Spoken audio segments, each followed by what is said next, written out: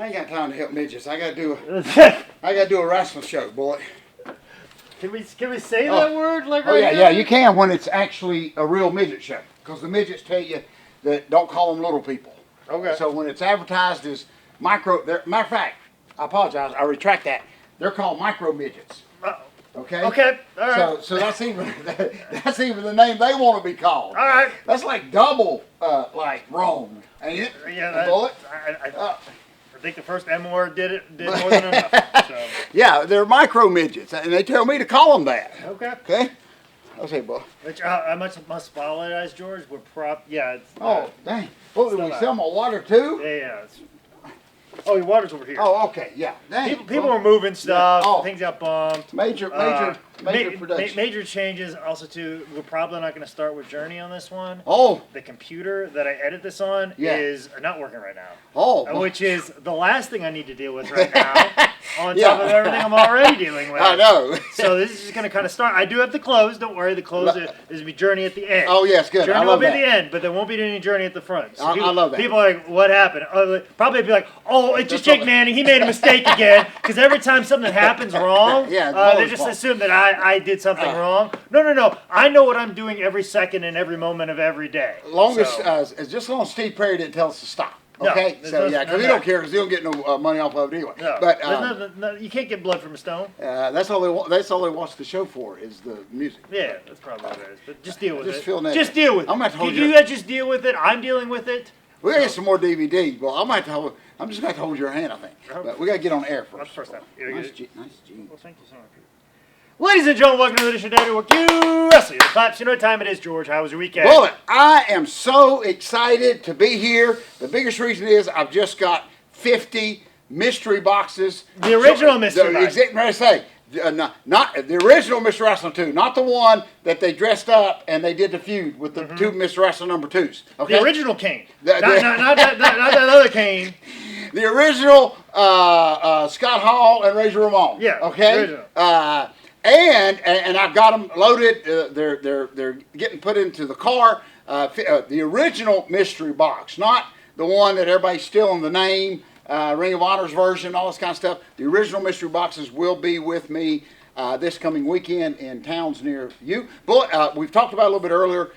Nobody does things the way we do it. Probably that's why everybody's more successful than we are. I'm a little bit stressed, Bullet. I'm waiting on the call. I got a ring rental, very important ring rental coming Friday. A lot of stuff going on. I just need time to get in the building in this day and time of this internet. Techwood Drive, Tex.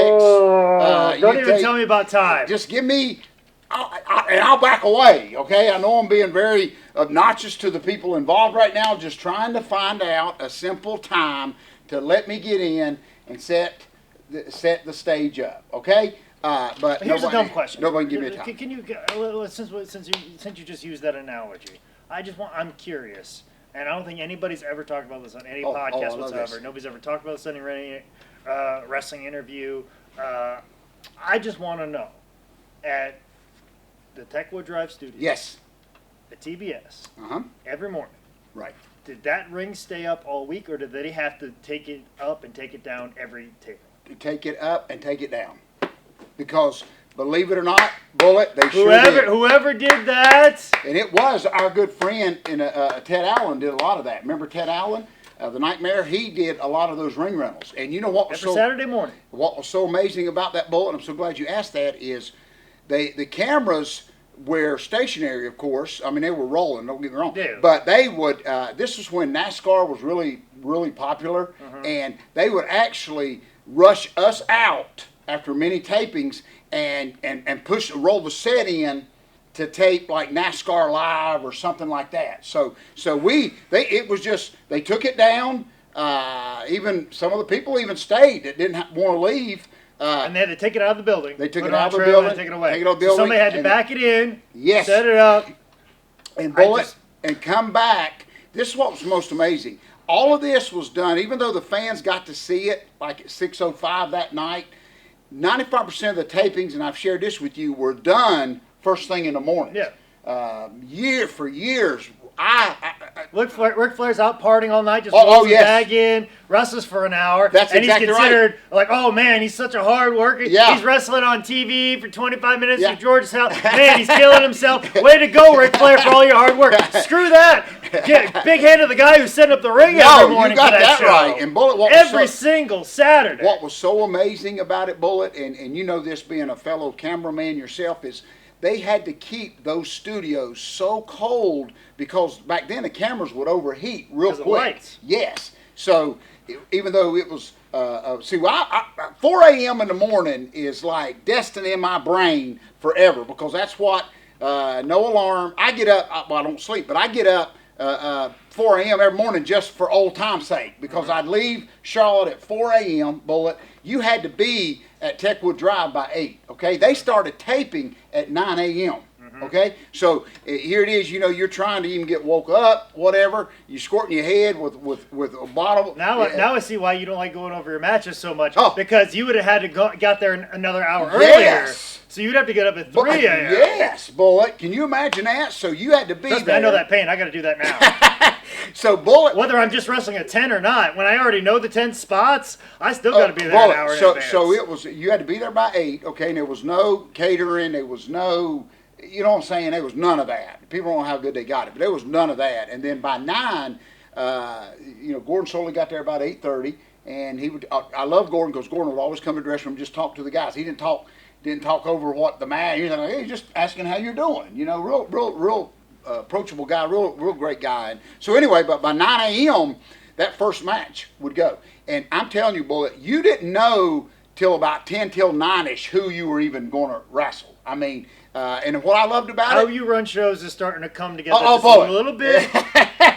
It's starting to make just a little bit more yeah, sense. they didn't know if they had a ref. They didn't know who was going over. All Bullet, the pieces are starting to come together a little bit. Bullet, I'm telling you, and what was so amazing, I loved it, Bullet, because they wasn't specific dressing rooms. You were in a TV station, okay? So you dressed in a room that wasn't being used for a TV show, honestly. And you'd see the sets and stuff like that, but everybody kind of dressed together. Now, coming from me, who had just put down the wrestling magazines as a kid and read about the Lawlers and the Billy Jack Hayneses and all them, and then to see them, and this is what, I hate to be harping on this, Bullet, but what was so special, nobody really was fighting with each other back then as far as everybody, I got to put everybody out of business. So what Georgia Championship Wrestling does, because everybody wanted to be on the Superstation because it was starting to blossom. You know what I'm saying? So the talent, Bullet, was so different every week. I mean, you'd have a crew from Portland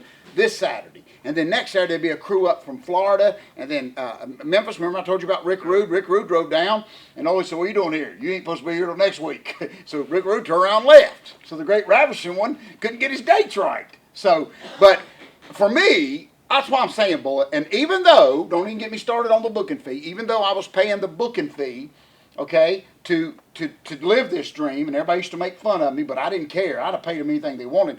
I went from nobody, Bullet, to sitting in that dressing room, okay, with all these legends. Jerry Lawler was dressing here. Billy Jack Haynes would be there. Flair would even come in later, but he wouldn't dress much because he would just come in a suit and say, hey, or whatever. Rip Rogers was there, Ox Baker. We were all Blue Devil, your favorite? But Blue Devil, the one that beat me half to death. And the thing I'll never forget is Mike Davis, who has passed away. You know, he was worked Crockett, and of course he went to Florida and become the evil Dusty Rhodes for a long time. Remember Kevin Sullivan brainwashed him. Anyway, so, but I loved it because Mike Davis never got a break here. So he finally got a call, got Tommy Lane as his partner, the Rock and Roll RPMs, famous. They were going to go to Georgia and start their dream, okay? They're finally getting away from the evil empire in Charlotte, okay? So they arrive in Atlanta, Techwood Drive, and guess what happened? The evil empire followed them because that's when Jim Crockett, it was old, you know them big old studio doors with the rubber at the bottom and they just swing open? Well, you know what I'm saying? Huge. They'll knock you down if you ain't careful. I remember we were all sitting there one Saturday morning. It had been kind of quiet. And all of a sudden those doors swung open, and you probably could hear that Clint Eastwood whistle in the back, but it was Jim Crockett. True story. Jim Crockett walked in, and it got everybody was kind of laughing. Buzz Sawyer sitting over there, cause laughing, spitting, and all of a sudden, boy, you could have heard a pin drop when Jim Crockett walked in, and it got deathly silent. And then all he said, he didn't say hello. He didn't say, "How you doing, George? How you doing?" He didn't give me the fist. He didn't do none of that. Boy, he just said, "I'd like to introduce to you the new booker of Georgia Championship Wrestling." And then he, very plandish, he kind of walked out. And then brother John Wayne did walk in. The Dream in his glory. Afro, gig marks, bullet, you know what I'm saying? Cowboy hat, real tight jeans, bullet, with a little round thing in the back where he had his skull. But he walked in. And then you talking about if it wasn't quiet before, it was deathly quiet. And all I could hear is a couple of the boys like Buzz Sawyer saying, "Oh, they're all cussing under their breath, bullet, because it's fixing to change." And then Dusty, he didn't say hey. I don't know what it was about them guys from Charlotte, never saying hey to nobody. Mm-hmm. But all Dusty said was, he pulled out a sheet of paper, bullet, whoosh, had the blazer on, had the blazer, it didn't match, kind of like us. Yeah. He pulled out the sheet of paper, unfolded it, and all he said, bullet, infamous, this will go down in history. There's a lot of stuff here, bullet, I'm laying out here. I know, I asked one question 20 minutes ago. I forgot what the question, but listen, bullet, all Dusty said. I just want to know if they set the ring up every day. You done talked about your Crocker Motion taking over for Georgia Championship Wrestling. But listen, when Dusty pulled out that sheet of paper, bullet, it was so, and he did it. Dusty didn't do nothing for fun. Remember, he told me that in the dressing room at the basketball game. But it was very. Don't worry, I'm sure Cody's going to tell me that one of these days. I don't do nothing for fun. I'm like, all right, Cody. Yeah, when y'all play the police department in the basketball when me game. and Caleb Conley play the police department, we're going to have some fun, play some basketball. Wouldn't that be great? I would quit. I would retire forever. Sting, Caleb Conley's about ready to lay it in for the win. Yeah. We got to pass it off to Dusty. We got to pass it off to Cody. Wouldn't that be great? I mean, I don't know. We don't know how our stories are going to end, but wouldn't that be neat? No, we kind of know. How yours is going to be how mine ends. Wouldn't that be great if Cody tells you and Stanley, it tells you and Caleb that we don't do nothing for fun? We don't do nothing for fun here. We don't do nothing for fun here at AEW. You come up with a spot and tell Cody, I just want to do this. It'll be good. It'll be good for the crowd. It'll be fun. He's going to tell you that. But anyway, Dusty pulls out the sheet of paper real quick. He pulls out the sheet of paper, and all he said, the famous words. I'm talking Buzz Sawyer, Ox Baker. You know who was there? A Tugboat, way before Tugboat was there. Even before he ever even got a push, he was there. Anyway, so Dusty just said, this is who we're keeping, and this is who we ain't keeping. And he just simply read names off that list. I'll never forget that, bullet. And of course, I'm sitting over there, man, please, I hope I'm picked. Of course, I didn't know I wasn't. You weren't even on the list. I wasn't even important enough to be fired. Yeah. If that makes sense, boy. There was anyway. I'll never forget. He called it out, boy, and the cutthroat. The coldness of our business. I actually saw guys just started, that name wasn't called. They just started packing their bags. They knew. They knew, boy. And we're worried about some guy getting roughed up, on a video. You know what I'm saying? But that ain't nothing compared to seeing these guys that had families. They just started packing their bags. And I'll never forget, Chick Donovan walked right up to Dusty, right in his face, sitting right. I was right here in the corner hiding because I didn't want to be fired because I was that important. Boy, okay? That you could hide. Yeah, exactly. All you got to do is just keep showing up, and they keep letting you do what you do. See? But if you say anything, that's exactly you may never come back again. That's exactly right. And see, boy, everybody's made fun of my career all these years, but that's why I've lasted, because I've been so unimportant that nobody even bothered to fire me. But anyway, Chick Donovan says, well, what about me? And I'll never forget, Dusty tilted that cowboy hat to the side, bullet, big chew. He said, I've already got my nature boy. That's what he told Chick Donovan. And I watched poor Chick Donovan, who I love to death. They packed their bags. It wasn't a thing where, Dad, burn it, you owe me something, or, I just moved here. None of that. You just packed your bags and you left. Mm-hmm. And then, of course, Superstation blossomed. I continued to come. They continued to laugh at me for paying a booking fee. I did not mind it because, and I'll change the subject, there was no other way to get in. Bullet. There was no other way. I tried. They were only making one phone call for guys to lose on TV. That's exactly right. They weren't calling George. They weren't calling Rocky King. They weren't calling this guy. That's exactly right. This guy. They were picking up one phone. That's right. And they were saying, we need 8 guys. Yeah, that's it.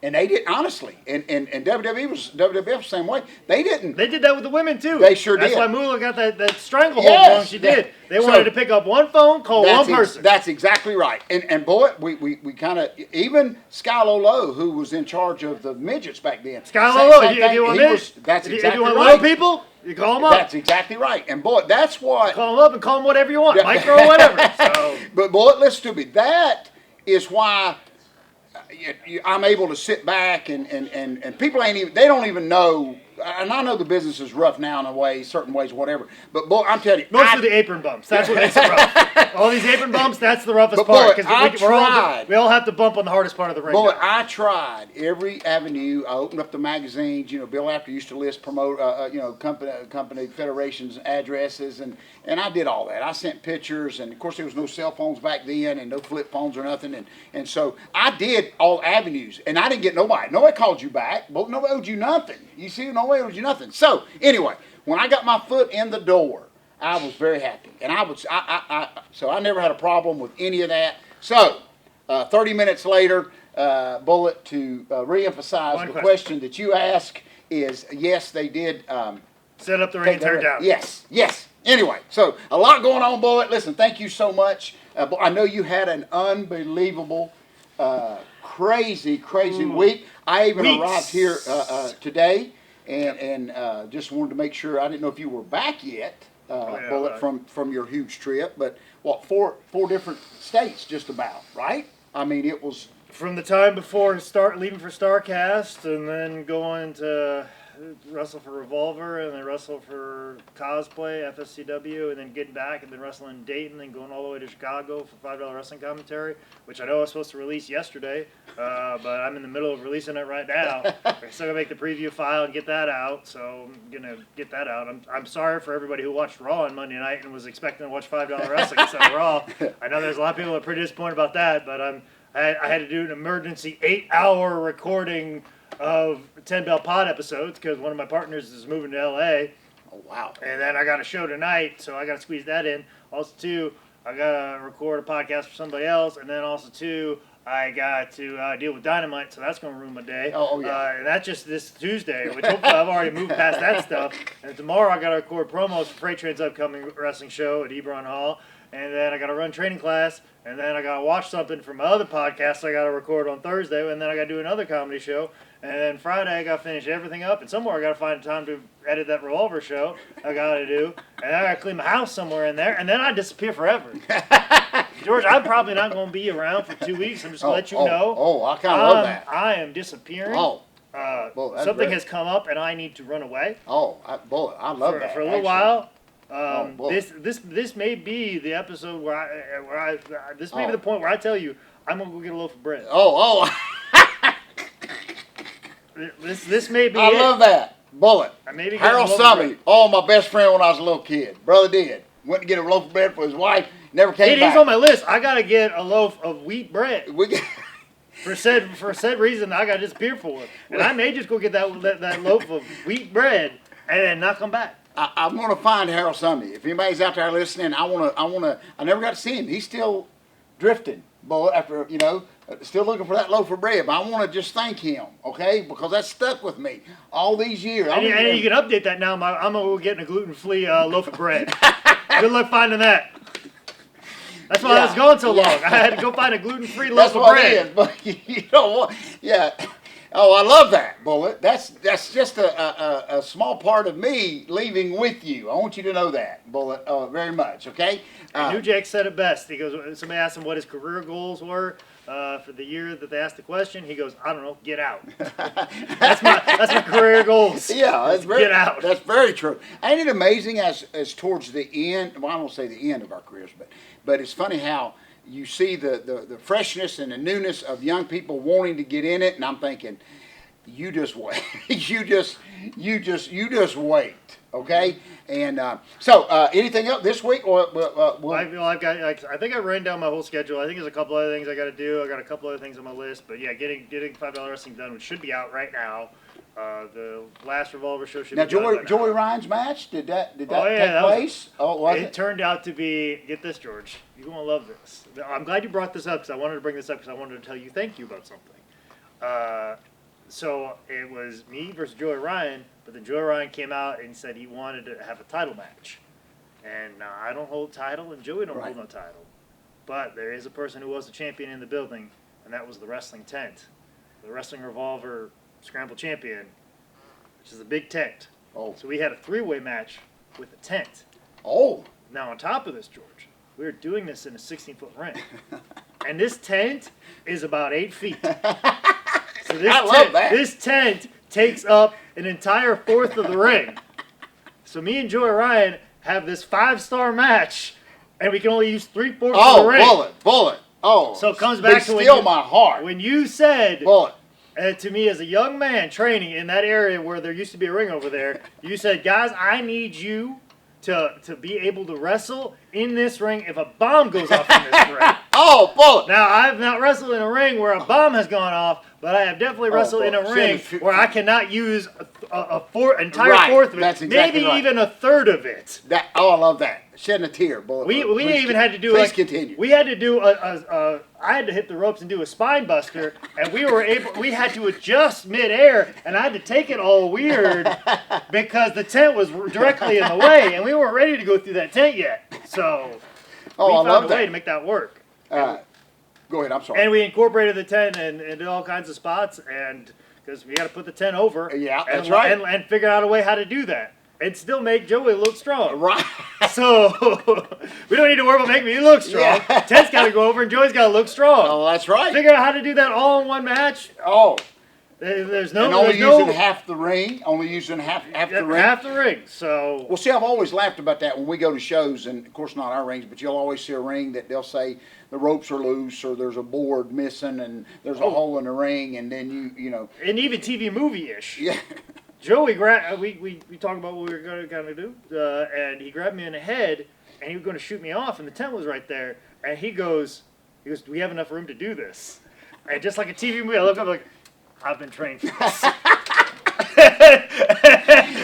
Yeah, throw something hard at me, okay? He was a little concerned when he finally saw how big this tent was and how much space it took up. Yeah. Because we didn't go run through it beforehand. We just talked about a few things, and we went out there and we did it. He looked at me, got a little concerned. I'm like, "Ooh, are we gonna be able to do this?" The way I go, "Don't worry, I got this." I've been trained for this.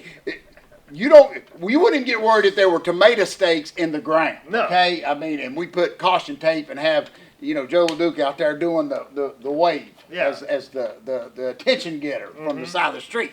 But I've always wanted which it goes back to what I've shared with y'all, and which I was told is we were never going to give back any money, no matter what. If the ring didn't show up, if it was broke, you just don't bump where it's broke. The ropes are loose. You just don't hit the rope. And what's so amazing about all, and you can reassure this with me, is you never really hear the fans don't care. I mean, we got to have a good ring to work in, but I've never heard of a fan complain about the ring. Yeah. Never. And they just have a good time. And they don't know what a rope. I've heard Jerry Lawler say one time, because someone asked him about those Memphis rings that they used to do TV in, and the ropes were so loose and didn't know why he put one up. And I remember I heard him several times say that the fans never asked one time, why is those ropes loose? Why is those ropes loose? They just were glad to enjoy the match. And the way I've always looked at it is if they better be watching us, I hope, the fans. If they're watching the ring, we got a problem to begin with anyway. Mm-hmm. So just be still my heart, Bullet. Thank you for sharing that. Oh, yeah. I just wanted what else you want me to do? I'll fix you a sandwich while you want me to read a book while we're doing it? I'll fix you a sandwich. Are we going to be able to do this? We got this. Please very calmly. As calmly as possible. That. Yeah. Because they're completely in my elements. Yeah, just don't bump that. No, yeah. Please just throw something hard at me. Yeah. Okay? I mean, are you kidding me? We don't even need it. And was a ref in there? I know ref was in there as well. Wow. We had a ref in there. We had a tent that took up a third of the ring. Wow. At least a fourth of it. Wow. So. Just good news. Thank you for that, Bullet. Real quick, if you're ready, Idiot of the Week. Yep. Bullet, I want to thank you. Last week, I'm doing better about getting out here and getting over to our training facility I'm beating the traffic, and so I appreciate you. We're able to do it. It's heartbreaking to get over. Anyway, it has nothing to do with this. But let me tell you something. First time ever in my lustreless career, and I'm still mad. Let me tell you something, Bullet. This is society for us, okay? Listen, Bullet. This may even bring a tear. Feel free to use one of my handkerchiefs. I'm wearing one of these. I keep wearing these. I keep adding to it. That's how Jericho gets booked at Wrestle Kingdom. You know what I'm saying? I'm gonna keep doing. You just gotta put that weird eye makeup, that meme, because that looks good. But listen, real quick. But listen to this. Now this is what I'm still mad over. This, okay? Saturday night at a show. Everybody know the rain. We've had a lot of rain here in the Carolinas, a lot of flooding, stuff like that. But at this particular show, the bottom had fell out. Show's ending. I had all my gimmick stuff like that. So anyway, the rain's coming down, and it has been for days. It's unbelievable. So my car was parked right in front of the building, but I still wanted to get everything out there, my books and stuff like that. I wanted to get into the building. So get to the car without completely, running my boxes and all this kind of stuff. Anyway, so I take my first load out, and there's this 12-year-old kid. Just a nice looking kid, standing under the tarp, so he don't get wet. So me, of course, I'm soaking by now. I take the first load. So I asked, my mistake. This will be my mistake, and it'll be the only time I'll admit this. So I asked this young 12-year-old, Dennis the Menace looking, good looking Lassie's owner, kid, Opie Taylor-ish, to hold the door for me. Okay, how hard can this be? So just so I can run in and quick. So listen to me. He said, sure. They're not opening the door. We're not ready to leave. So anyway, long story short, the kid's holding the door. Okay, but listen to me. So, and I had just purchased, got a good deal on these Ninja Turtles, still in the pack. They're beautiful. They're the real Ninja Turtle, not the generic looking generic turtles. These are the real turtles. These are the great. Yes, exactly. Yeah, these are the round ones. And but listen to me. And so anyway, so I go in to get the second load. Because it's raining, lightning, and Noah's Ark's floating by. Anyway, guess what? I come back milliseconds later. Bullet, okay? The door shut. Okay? No big deal. Maybe Mom, Dad called, he had to leave. Okay? So, the second load, Bullet, I just kicked the door open. Okay? No boy. No, young man, Opie Taylor. Boy, I go to my car. Guess what? That little brat stole one of my Ninja Turtles. He stole, I'm almost embarrassing to admit that. When you ain't there at the place you're supposed to be at yet, but you just feel something, like somebody's moved. Yeah, somebody's been in your car or the console. You know what I'm saying? Or, oh my gosh, my phone or my wallet. But before I got the Caleb Connolly is No, exactly. Oh crap, we need to turn around. Yeah, Bullet, that little brat stole my Ninja Turtle. I know he did it. I know, Bullet, to this day, I know he did it. And I was already soaking wet. I was so mad, Bullet. I would have gave him the flipping turtle. You see what I'm saying? It wasn't even more, it was $3 or $4. It ain't the money issue. It's just, so there's a kid somewhere in South Carolina running through the woods still, okay, with a Ninja Turtle, okay? And it's probably so soaked it ain't even going to work now because the battery's done burn out on it. But, Bullet, so not only am I going, I'm after that kid, okay? I got a photographic memory, okay? Bullet, I'm going to find that kid. I'm going to find him. Bullet, I'm going to, APPs, I'm going to put all that out on it. You'll find him. And then one day, while working at High Spots, he's going to come up to you and be like, hey, remember me? When I was just like James Drake, when you beat the crap out of him and you forgot about him? Yeah. And he showed up one day, and he's going to be loading boxes with Tommy Thomas. And he'd just be like, hey, George, remember when I stole that Ninja Turtle from you years ago? Very good point. And so what I'm saying is I throw him in that idiot bag. I'm not going to accept his apology, okay? When he comes up, hey, I got one over. I just feel I'm usually in control, Bullet, but it's raining. How desperate are you? I would have gave him the flipping Ninja Turtle, okay? But he's got it, and I hope it's so wet. I hope he gets electrocuted when he goes to push that button in the back, and it's battery operated, and it's so wet. I hope he gets electrocuted, okay? But I'm after that kid. But I'll never forget that rain-drip face, freckles. I know that kid, okay? And it may be 20 years, it may be 30 years. Bullet, he's going to want to be a wrestler one day. But I'm telling you, Bullet, I got a photographic memory. Anyway, so I'm going to throw the kid, the little crook, the thief, in the idiot bag. He stole my Ninja Turtle. Rightfully so. I got a whole box of Happy Meal toys. He could have just take them. I'd have gave him them or some of them action figures we can't give away. Mm-hmm. But anyway, door slam. He's gone. Well, he's still running. He's probably saying him and his friends playing with the Ninja Turtle saying I got one over on that old guy. But Bullet, it'll come back around. You watch. Okay. So anything else, real quick, Bullet? Still upset over the guy. I'd have gave him the turtle. Just ask me. Yeah. I'd have gave him the turtle. But anyway, and I think I'm more mad that he didn't hold the door for me. Well, here's the thing. Which one did he steal? Raphael. Oh. I'm telling you, Bullet. Why didn't you steal Michelangelo or the other one? He stole Raphael. The cool one. I get it, but like Raphael, that's the cool one. But my favorite was always Donatello. But like, if I would have stole Donatello, you wouldn't care. Nobody wants Donatello. Nobody cares. Nobody wants Donatello. Well, Donatello is. That's why he was my favorite. Because I'm a contrarian since the birth. Well, it's this. Donatello is the George South, the early George South at Techwood Drive. Yeah. Okay? Over on the so corner. Unimportant. He ain't even on a booking sheet. He ain't even on a booking sheet to get fired. So, anyway, that kid, he'll come back around. You watch. Someday, Bullet, he may want to get a job at WWE. We may be in charge. Who knows? You see what I'm saying? But anyway, come on, Pete. What are you doing? Who knows? I may morph into Michael P.S. Hayes. I may be that guy eventually. Boy, I would have, if he'd have held the door for me till I'd have got loaded, I'd have probably gave him. I know I would have gave him something for doing that for me. I would have done that, but may not have been a Ninja Turtle. But anyway, he got one now, so I hope. And the kid's so stupid, he don't even have the full set. You know what I'm saying? You're not the cool kid in the neighborhood if you got one turtle. You didn't even steal a foot soldier so he got somebody to fight. No, exactly. You just got Raphael hopping around. No, exactly. That's why you have the bad guy toys, is so you can have somebody to fight.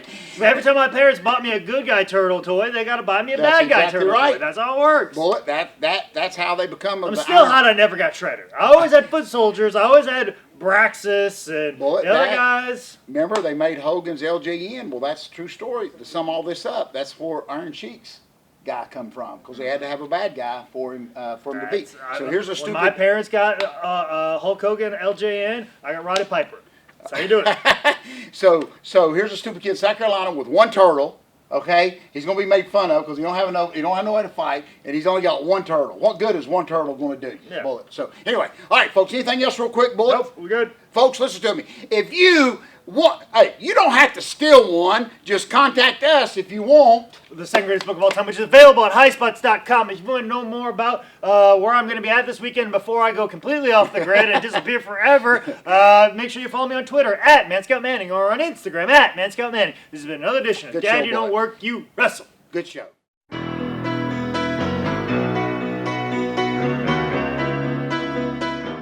Good show. Very good.